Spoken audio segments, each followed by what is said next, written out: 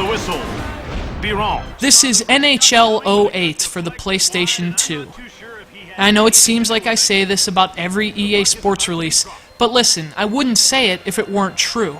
If you were to swap the disc and put NHL 07 in NHL 08's packaging before you handed it to me, I probably wouldn't be able to tell the difference once I actually started playing. As I've argued before, this is a criticism which has become inherent to annual sports games, but there just wasn't much of a reason to upgrade from NHL 07 to NHL 08. And since these annual updates essentially render the prior versions obsolete, NHL 08 had a shelf life of roughly 11 months before succumbing to its tragic ultimate destiny, buried beneath mountainous heaps of $5 games in the dusty, neglected confines of the bargain bin. But hey, hockey fans, come on, dry those eyes. It had to fulfill that fate to make way for NHL 09, which changed everything. If he can't focus, he's going to be spending more time sitting on the sidelines. Fortunately, EA's NHL games are at least built from solid gameplay, so NHL 08 is fun to play. It's a very fast-paced version of what is, in reality, a very fast-paced game. The hits are big, the players are quick, and if you're good, the scores are high.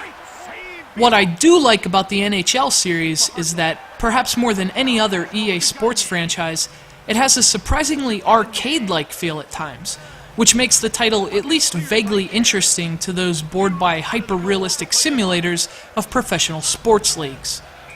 Computer AI back on the blue line is modest, to say the least, so you'll definitely have plenty of opportunities to fill the net. And given the speed of the skating, you'll also have chances on seemingly every shift to send people crashing into the glass, which makes NHL 08 a fun game to play with friends, especially online. But of course, that's the core of the NHL series, so what was added to NHL 08 to warrant an update of NHL 07? Well, honestly, not a whole lot. And I'm not saying that as a personal observation either. That's a legitimate criticism which has been made by several others as well. I suppose NHL 08's biggest change is the addition of the skill stick, a control feature that allows you to handle the puck and take shots with the right analog stick. You can deke and dance simply by moving the stick, and taking slap shots by pulling the stick back and jamming it forward feels great, as does taking a quick wrist shot by simply pushing it forward. This is a feature that was developed on current generation consoles, however, a fact which still doesn't explain why the skill stick feels so fluky on the PlayStation 2. Dekes just aren't very smooth at all, and the shooting mechanics are often unresponsive. There are times in which you'll pull back on the right stick and slam it forward for a wide-open slapper from the blue line, but your player simply won't react to the skill stick. Which makes me want to break my skill stick. Danny Briere to Kimmo Timonen. Here comes Kimmo Timonen. You cannot, I repeat. So what else has been added to NHL 08? What else? Well,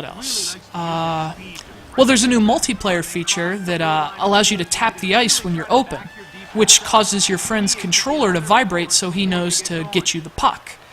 It's kind of cool, it's just more gimmicky than useful. So, what else? Eric Stahl is on the cover, so that's, that's something. He scores! Simon Gagne! The bottom line is, NHL 08 is a game best experienced on current generation hardware, both for aesthetic and gameplay purposes.